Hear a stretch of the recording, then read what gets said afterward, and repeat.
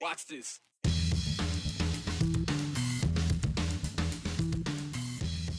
You know, the worst side of our society contrasted with the very best kind of people there are, and we got to witness both extremes. Usually it's the extreme terrain you get to experience in Idaho's backcountry. One family's camping trip found them stranded, not by Mother Nature, but the actions of others. Help us help you, because it is happening. It's happening in every neighborhood. Having uncomfortable conversations is, well, never comfortable, but usually necessary. Tonight, there's a much-needed talk about human trafficking. And criticizing Californians, it seems to be part of Idahoans' DNA, even those whose gem state roots aren't so deep. You know, there's a lot to love about Idaho, and we love talking about it. The great outdoors pretty much rank at the top of that list. But there's also a flip side to that, the dangers of the great outdoors. For a lot of campers and hunters, it's a calculated risk to venture into the wilderness. Usually a place without cell phone reception, little to no human contact. It's a risk, but not one you can calculate without the right information. Not knowing the odds became an issue for one Meridian man and his family who faced an impassable problem in the Salmon Chalice National Forest. Mother Nature? No, this was a man-made mess. Andrew Bartline explains. It's tucked deep in the Salmon Chalice National Forest. Called Josephus Lake. It's our favorite lake to hike into. And has been for years. Yeah. May as well be home to David Lupian. Idaho is paradise for me. I found it 27 years ago and realized then this is where I wanted to spend the rest of my life and raise my family. Normally, it makes for a great experience. It's a road that leaves Highway 21, not too far out of Stanley, headed north into the Frank Church Wilderness. Normally. Yeah. David and his kids originally planned for a 3-day trip. When we came out Tuesday, we were coming up the grade to Vanity Summit, which is the way out.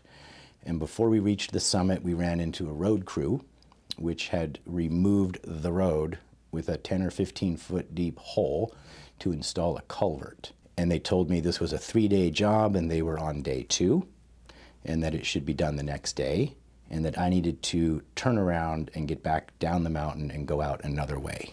Is that possible to go out another way? Anybody who knows that area will tell you immediately there is no other way. A dead end, extending their trip to a 4th day, unplanned. I already knew I had a crisis on my hands and kids in my care. David tried to follow the advice and started searching the back roads. And on my map, that road had a little dotted line right here. Looking for a way out. Driving through creeks, through boulder fields. A way that doesn't exist. And the dotted line on the map was a horse trail. So that was a no-go. And the construction workers' plan to wrap up the road project the next day, that was a no-go too. There was nobody there and no evidence that anyone had been there the entire day. And that's when I decided on a plan B. Anyone who's a husband and a father will tell you the worst thing you can ever do to your wife is not come home with your kids. So the kids and I hiked up to the summit. I brought a pen and paper. My note was asking to please tell my wife that we're alive and that we have food for another day. David's already a day late, but help came right on time. And there was a truck there. And not just any truck. If you ever need to leave a note on a truck in the wilderness, this is the truck you want to find. Because those people found my note and flew into action and rescued us that night.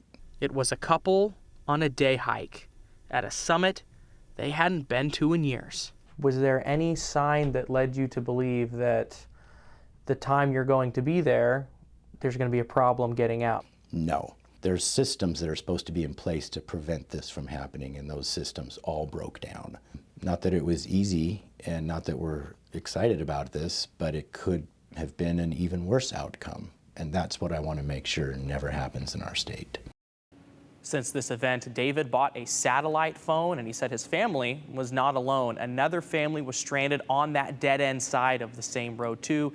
David said there was no warning signs about a multiple-day project to close that road entirely. The Forest Service confirmed that the forest ranger is supposed to sweep the area to ensure that the dead-end side of a road on a project like this is clear of people. The Forest Service says, Brian, that there's an investigation right now. They could not confirm if there was a sweep that happened or if they missed anybody. They just said that is part of the process. They're looking into it, trying to figure out what went wrong. I know he said he wants to make sure this never happens in Idaho, but I mean, human error? I mean, how do you prevent something like that happening when they just didn't finish the job? The investigation's still ongoing. Yeah, I mean, they said they'll tell us what they know when they learn, but the Forest Service right now does not have anything to say further other than that is part of the process. We're looking into it. From that Facebook post, you can look at things that are shared because the people that rescued him posted this on Facebook. It's become somewhat viral, and there's been a handful of people that have responded and said, this similar thing happened to me in a similar area as well. So this isn't in a vacuum. This has happened before, at least people say so. I understand you reached out to that couple that did save them. Yep, yeah, they seemed that, oh, you got in contact with the guy, you're good. I'm not sure they wanted to be in the spotlight, but good people doing good things. That's true. All right. Thank you very much, Andrew. Great story. All right, just 1 year's time, from 2021 to 2022, human trafficking in Idaho jumped 271%, a staggering number. But that data from Idaho's Uniform Crime Report only includes the trafficking cases the investigators know about. Stopping sex trafficking, the illegal movement of people for the purpose of sex exploitation, is a top priority for law enforcement agencies right now. But it's not just the cops who want more attention on this topic.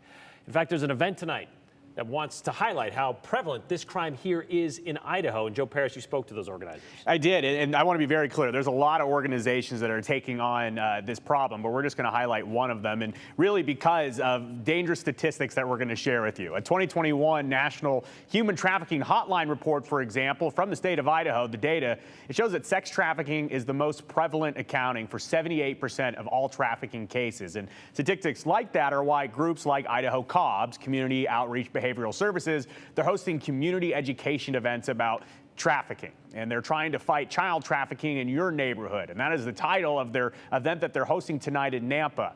It's something that organizers admit is uncomfortable to talk about.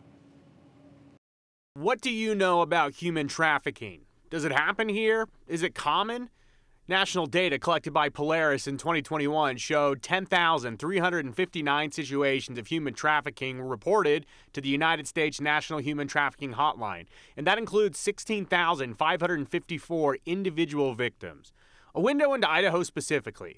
The Idaho Anti-Trafficking Coalition says they aided 115 individuals in just the first 6 months of 2022. More than half of those people are survivors of sex trafficking. But experts say data like that only covers a portion of reality. Well, it's a lot more common than people realize, which is why it's such an epidemic right now. Paula Bartholomew is the crisis director and founder of Idaho COBS, a group that works closely with survivors of sex trafficking in the Treasure Valley. We do have a trafficking belt, which is I-84, but that is not the main number of our victims and survivors. Our main population are native Idahoans, so they live here. Idaho has the largest population of familial trafficking. That's the biggest demographic of the individuals that we work with. Familial is where we are selling our own kids. We're selling our own kids, our own grandkids, our boyfriends, girlfriends, our husbands, wives, our grandchildren for a benefit, for money, for housing, for gas, especially in this economy. Paula and the COBS team are very busy working with new survivors on a regular basis. Just an example, yesterday I met with 4 new victims, 2 adults and 2 children, 2 adolescent girls. In just one day. In the last 30 days, I've probably met with 35 to 45 brand new victims that I've never had contact with. Connecting with survivors is an opportunity to help. We provide resources, we feed, house, take care of their medical needs, all the things. We keep them safe. There is also an opportunity for the community to learn about the reality of what is happening, an uncomfortable truth. And it's not a shame thing, and so people that don't understand that it's happening, it's not to be shame or guilted, it's to help us help you, because it is happening. It's happening in every neighborhood. Socioeconomic, there's no discrimination. Trafficking has no discrimination. Tuesday evening, COBS is set to host a special education event, Fighting Child Trafficking in Your Neighborhood, 6 p.m. at Good News Community Church in Nampa. Major focus, keeping Idaho kids safe from aggressive predators. many who prey on kids online. They're fast, they're convoluted with predators, with traffickers, because every single person that they draw in brings money. It's their product. They're not even a child. They're not a girl, a boy, a husband, a wife, a son and daughter. They're a product.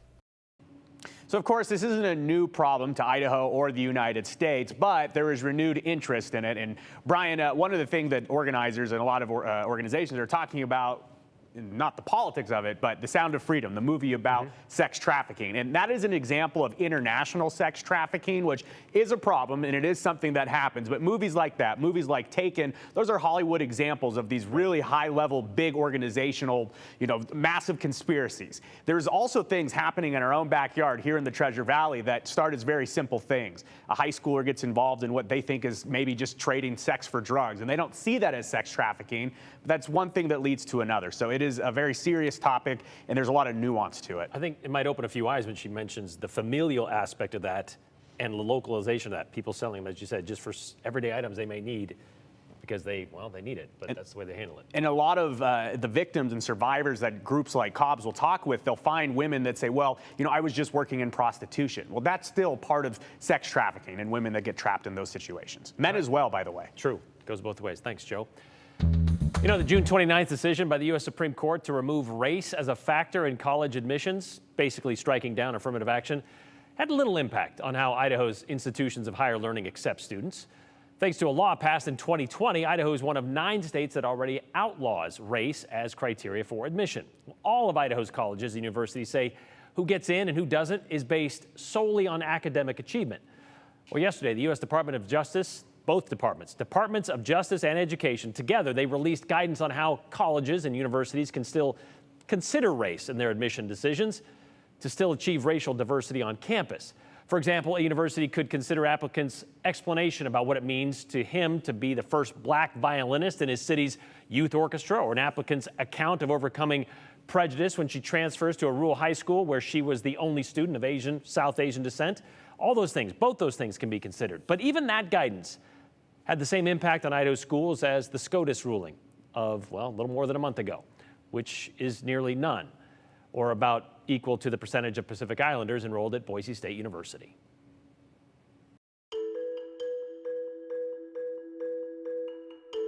One woman from Boise is lucky to be alive after suffering severe burns in the Maui wildfires, and walleye are making inroads in Idaho's waters. What else you need to know in the 411? Come on. We know your phone is right there. Why not pick it up and use it to send us a quick text? 208-321-5614. It can be about anything, but we really like the ones about what we've talked about on today's show. Oh, don't forget your name and the hashtag, the 208.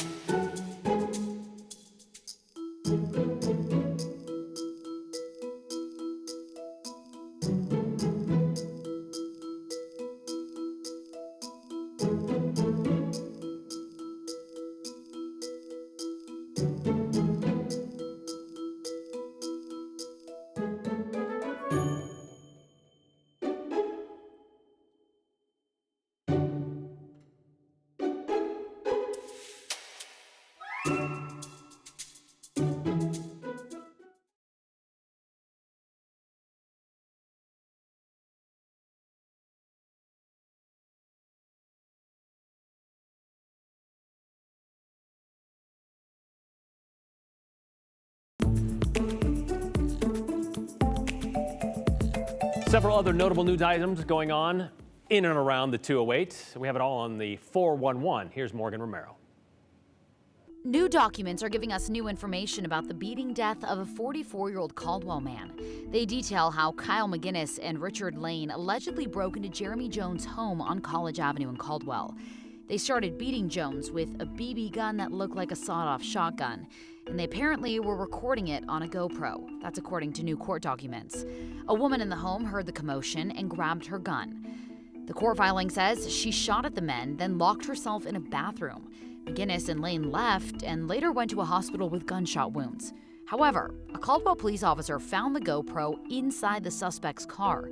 And in the video, police say you can hear gunshots and hear the suspects talking about the beating. Both men were charged with several felonies, including aggravated battery and burglary. As of now, they've not been charged with murder. But it really just was chaos. At least 99 people are dead and hundreds are missing as recovery efforts continue on Maui. Perry and Lori Allen are Boise natives who moved to Lahaina more than a decade ago. Their nephew Caleb Hood talked to us today about surviving the wildfires. My uncle got sort of a cryptic voicemail from what we think are EMT saying, "We have your wife, we're flying her to Oahu. She's been badly burned." She's still in the hospital getting treated for her severe burns, but they're grateful to be alive. The governor of Hawaii, Josh Green, says the death toll could double or even triple before it's all done. Nice.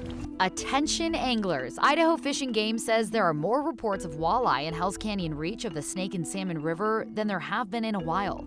However, that's not good for the native salmon and steelhead because walleye will eat any fish they can sink their 30 or so teeth into. Fish and Game believes there are more walleye because the rivers are warming, which is great for little walleye.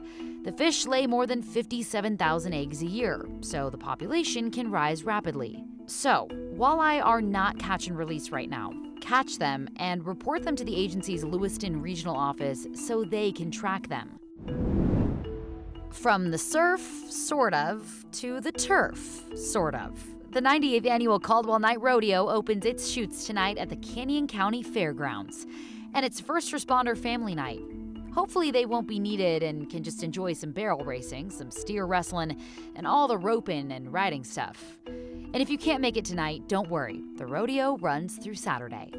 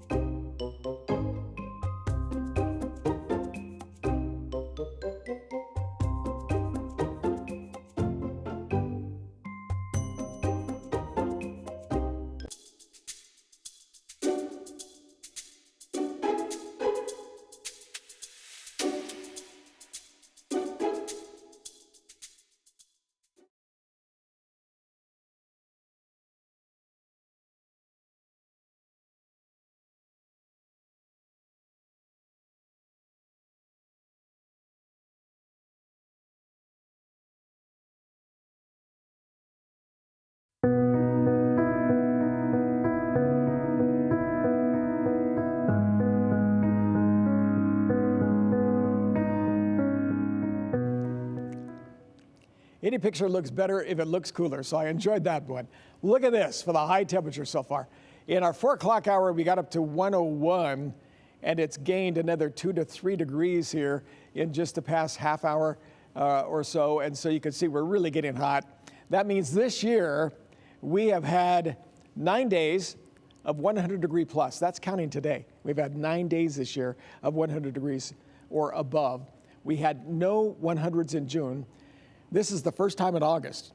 All the numbers, all eight up until today, was actually in the month of July. We have the possibility, 1, maybe 2 more days of 100 and above. That may finish it off for this year. We'll keep our eye on that, but you'll see what I mean when we look at our forecast. First of all, as you look at tonight, we're clear. And so another nice evening for the Perseid meteor shower. As we continue through Thursday, there's going to be a change. There's a few light showers coming through. You can see some thunderstorms around Twin Falls. So that's late Thursday afternoon getting into Friday. Those thunderstorms are going to be changing the pattern that we're going to be seeing. And because of that, there's 2 things. The first thing is the fact that we could be seeing a little smoke moving into our north that could actually be coming into the Boise area. You should see later tomorrow or in the Thursday. So we'll be watching the smoke there.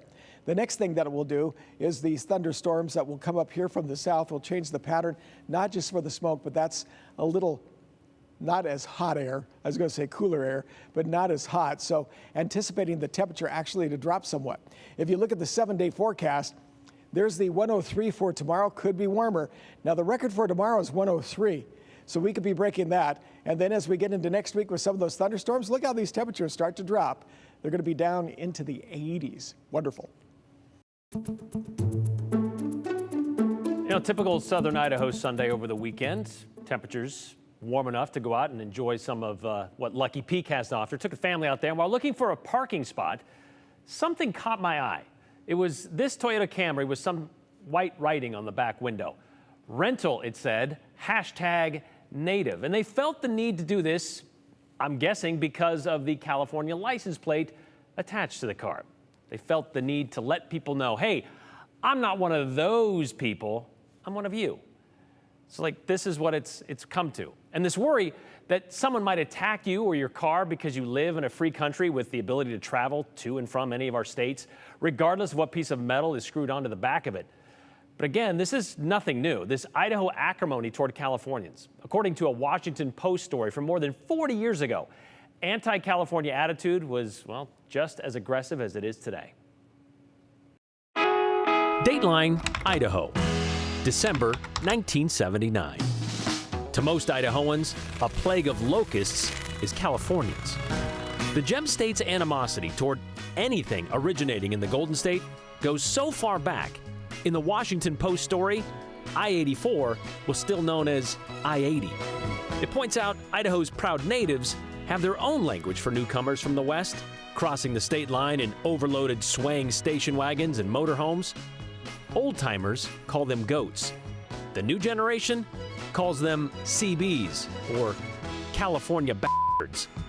It quoted one man who moved in the mid-70s from Palo Alto to work at Hewlett-Packard. Let's just say, I was glad to get rid of my California license plates. Another couple, new arrivals from Los Angeles, remembered their first encounter with one of Idaho's most popular bumper stickers. Don't Californicate Idaho. My God, what have we done? Why do they hate us? The wife asked. Her husband explained it easily. Because there are so many of us. I guess that's it. But 44 years of this, at least 44 years. It's old and frankly, it's rather tired. And the fact that, quote, natives know enough about it to feel the need to explain themselves, to protect their person and their property, well, it says a lot about how this is just something we do. #NotNative, and that's okay. Sadly, this sentiment seems to have more staying power than our actual state motto. Anti-Californian is apparently Esto Perpetua.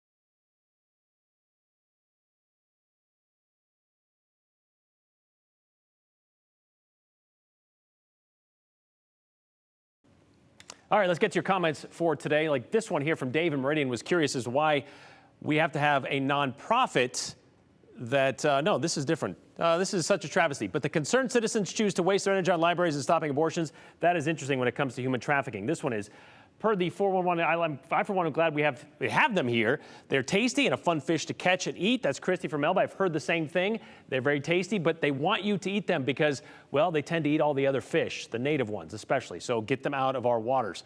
Why does a nonprofit agency have to form us to stop child sex trafficking? What is our state and local government doing to stop this? Well, they're doing a lot, but you can imagine they have other things to worry about as well. It's not something they can focus on solely, but yes, there are agencies that deal with this and have a lot of resources toward it. It's not just California. Go up north to Idaho, into North Idaho with a 1A plate. I've had my tires flattened, car vandalized, BSU sticker. Didn't make it any easier either. I've heard about Blaine County as well. So yeah, it's not just outside the state, but even within the state. What are we doing? We'll see you tomorrow.